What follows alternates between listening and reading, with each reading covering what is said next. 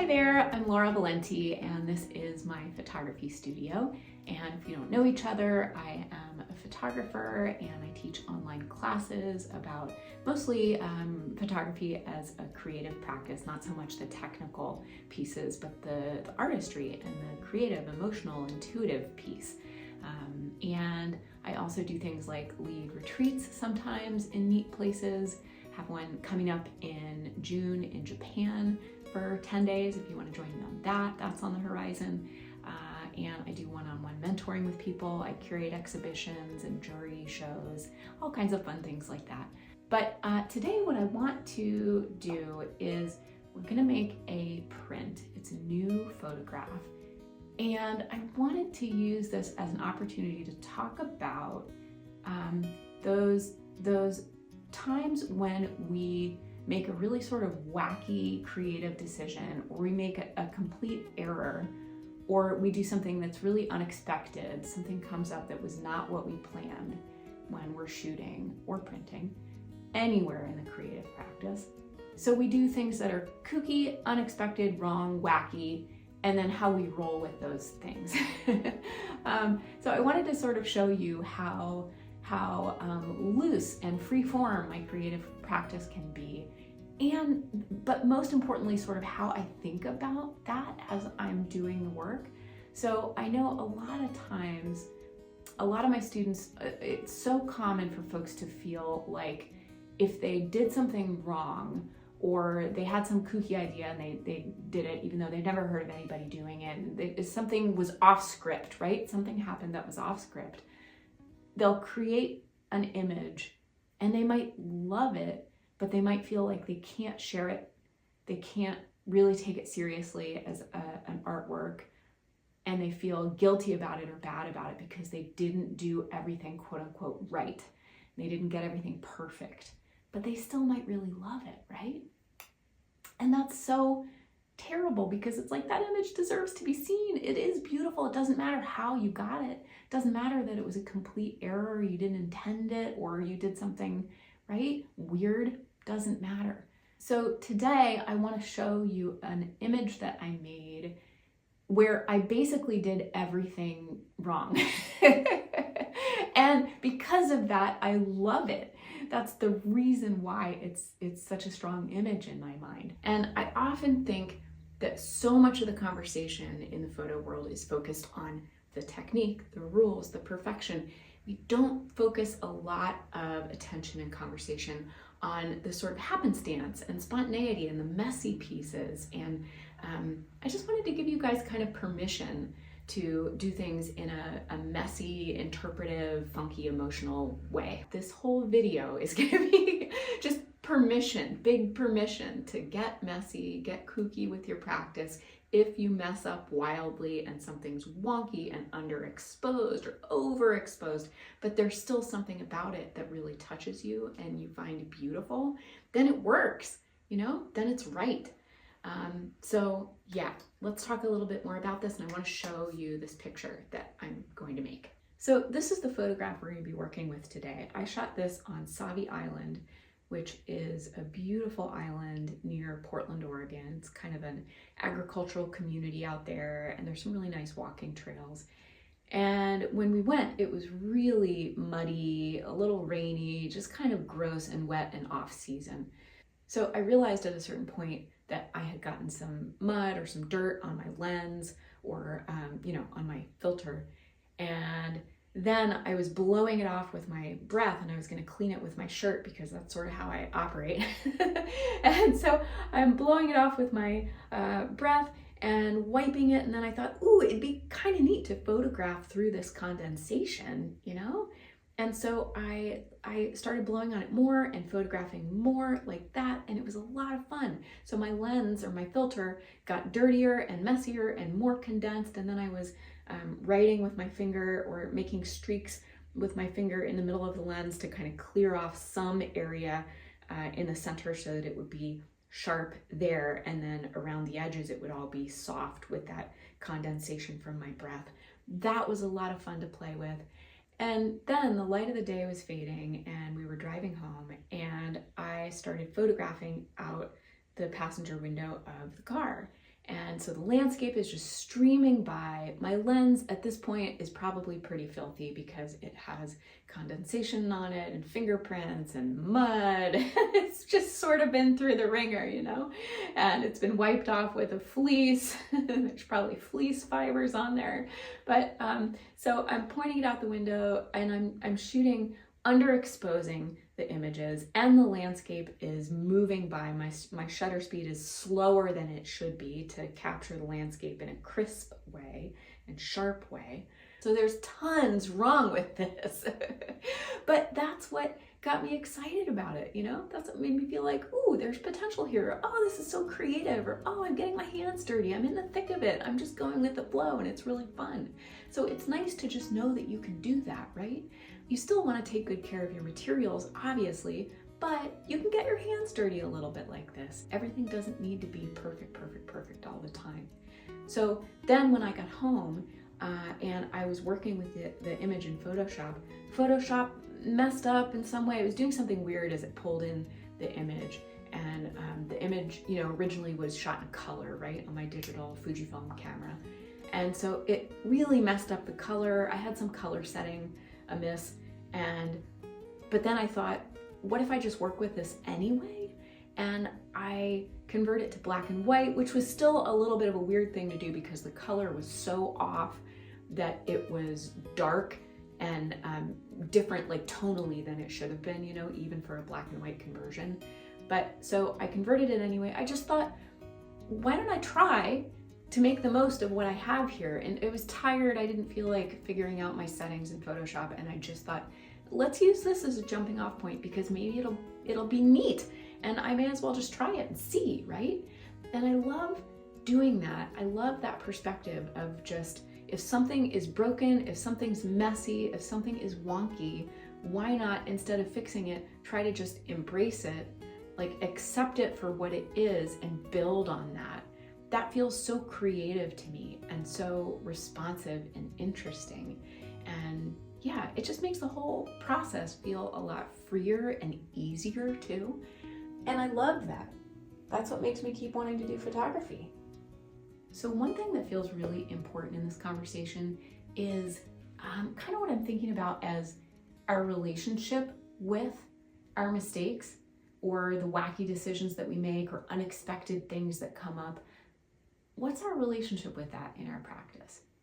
There are a couple different things that can happen. There are probably lots of different things that can happen. But when you do something that is wrong or unusual, wacky, strange, or unexpected, something unexpected happens, do you use that as an opportunity to get excited about new possibilities with your photography and to think, ooh, I could use this. This is a neat jumping off point. I could then do that. I didn't expect that to happen, but maybe I could use that and do something even more creative. Or here's an error, but it's kind of neat. And maybe I could make the error on purpose, or I did something wacky. And now what if I tried to make it wackier and just like kept the ball rolling, right? And at every step of that process, you're feeling very much in a space of possibility. Or when you encounter things that are wacky, wrong, or unexpected, do you think to yourself, ooh, this means I'm not a real artist. I'm not doing things perfectly like real artists, like really talented people. Really talented people know what they're doing every single step of the way. Everything is very controlled, very perfect. And here I am just hanging out willy-nilly doing kooky things. I can't possibly be a real artist. This means that I'm a failure, right? So you could go one of two ways. One thing I want to say is that I don't think that doing kooky, wrong, or unexpected things means that you do not have an absolutely masterful approach to your craft. Those things are not diametrically opposed. You can absolutely be masterful with your craft and still make mistakes or do kooky things or have really weird things happen when you're out shooting, and make loose, free-flowing, interpretive decisions based on all those wacky, unexpected things. And I think that actually is its own form of mastery, because you are allowing the creative practice to be really fluid, you know, and responsive, and you're iterating on yourself when you do kooky things. That's really a beautiful form of mastery. And yeah, so don't shut yourself down, right? When you do something wrong, think about it like, oh, this is being an artist, actually. If I do something wrong, but I look at it as maybe a source of possibility or a new creative working method, or if I do something different and kooky in the field, why don't I think, ooh, this could be my new vision, or what now? This often makes me think about this idea in improv comedy or improv theater. If you guys heard of this yes and thing, yes and practice, I love it. It's basically like this. So if we were doing an improv skit together and you say something that's really kooky or out of left field, and I just have to accept it, I have to say yes and blah, blah, blah, and make up my own story. It's kind of like that with a creative practice, right? When we're out in the field and something kooky happens, or the light is fading and you decide to underexpose even more just to really amp up that look, or your lens is filthy, or whatever happens, can you say yes and, ooh, I've received this really weird thing from the universe, a total mistake or whatever. Can I accept it and build on it and have that be my creative practice? Sort of give yourself permission to do that, right? I think that's a big piece of it, giving yourself permission. I think very often people who are newer photographers really hold themselves to a higher standard than people who have been doing it for a long time. And that can be incredibly burdensome. So what that might look like is you're a newer photographer and you feel so stressed about doing everything right, and so afraid of judgment if you share your work, because maybe other people will be able to see that you did something wrong. But then you have people who are professional artists who are all over the place and doing lots of kooky things and absolutely not operating by the book and by the rules. And that's part of the joy. It's nice to just stop and breathe every now and then and think, how can I lighten up with my practice a little bit? How can I invite more freedom into my practice? How can I allow myself to play and experiment and build on my mistakes and do kooky things and then do kookier things? And wouldn't that just be such a joyful practice if you were to approach it in that way? So basically, yeah, I just wanted to invite you into that conceptual space and show you how loose and flexible and organic and sort of funky and kooky my practice can be, so that you know it's okay to do the same thing and it can have really, really cool results. Okay, so as usual, I'm gonna do a test print on some just really flimsy, cheap matte paper, some Epson Ultra Premium Presentation Matte, and then I can just get a good sense of what my tones look like before I make a finished print. You guys, as I'm making this video, I'm just noticing that my printer has a layer of dust on it. So, you know, it's not perfect in here. It is not perfect in here. And I was feeling self-conscious about that, but you know, it happens, right? So what are you gonna do? Okay, I'm gonna make the test print.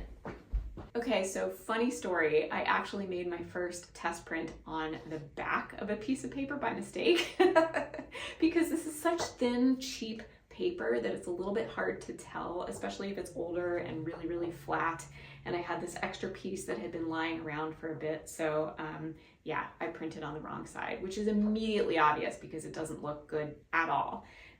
But the way that you can tell for sure, with most papers, if they are not textured, so it's hard to tell, is you can just lick your fingers a little bit and then touch both sides of the paper in a corner. And usually the side that sticks more, it's just a tad tacky and sticky when you pull your finger off, that's the printable side. That's the side with the digital coating. So yeah, I made a second print. I like it a lot better. And you know, we're not being precious today. We're being we're making some mistakes, and it's okay. So yeah, I like the second print a lot better, but I think the midtones are pretty muddy. They're a little bit muddier than I want, so I'm gonna just open them up a little bit more in Photoshop. I'm gonna lighten them a little bit. And I also do think though that when I print this picture on some really good quality paper, it's gonna naturally just have more separation in the tones. It's just gonna look nicer overall. So I'll have that going for me then. And I'm also gonna intentionally print it on a paper that has a little bit more pop, so I get those midtones to shine a bit more. I really do like how dark the highlights are though. That's part of the beauty of the image. So I don't want any true highlights.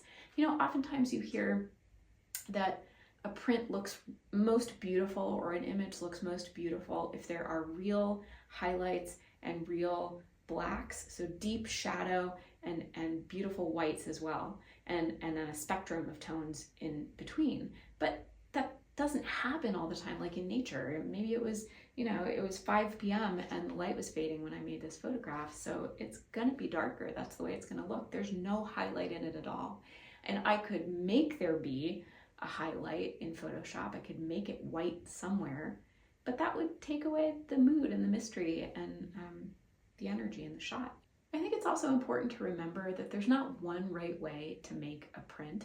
You truly can't print completely by the book and completely by the numbers. So with this print in particular, it's already really underexposed, it's dark, and there are so many different decisions that I could have made with this print. I could have gone really light, I could have gone a little bit darker than that, I could have gone much darker than that, or much darker than that, and each one of those options could have been really beautiful, and each one of those options would have been right if it's what my creative spirit, you know, connected with and felt was strong and felt was beautiful. So yeah, I think it's so important to remember that you have so much license with these things, and you really can just look at your prints and think what looks best to me, and that's the right answer.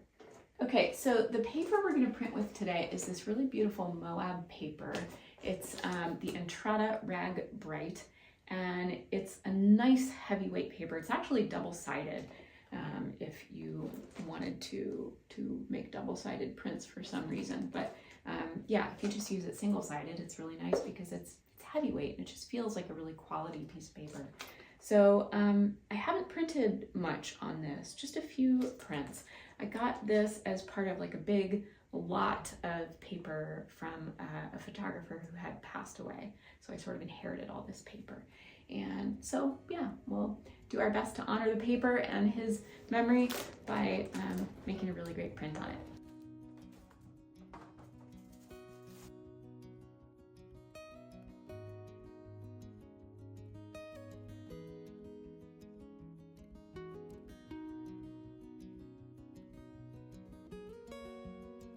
So it's always really interesting to see how the same settings on a print can look so different on different papers. So this is our first test print that we made, and it's really pretty warm compared to this one on the Moab. You can really see how different those tones are, even though the settings were exactly the same. So this paper, the bigger one here, is just a little bit cooler, and yeah, it's interesting to see. You really just need to test it and see what you like better, you know? I think this one here is actually a little too yellowy, so I think I'm actually leaning more towards liking this one. But I think we still need to do a little bit more to lighten up our midtones. We have some really beautiful tones in here in the mist that's happening over the hills. That's really pretty beautiful. But yeah, I think I want just a little bit more lightness in those tones in the water.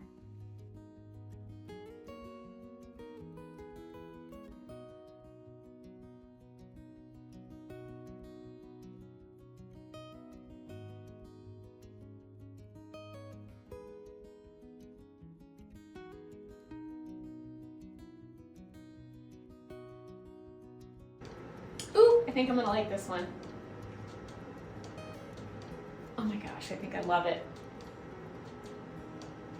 I think I love it. I love the way the birds look. I because the landscape was moving and the birds were moving too, and my shutter speed was slower. The birds are a little bit blurry, which I love.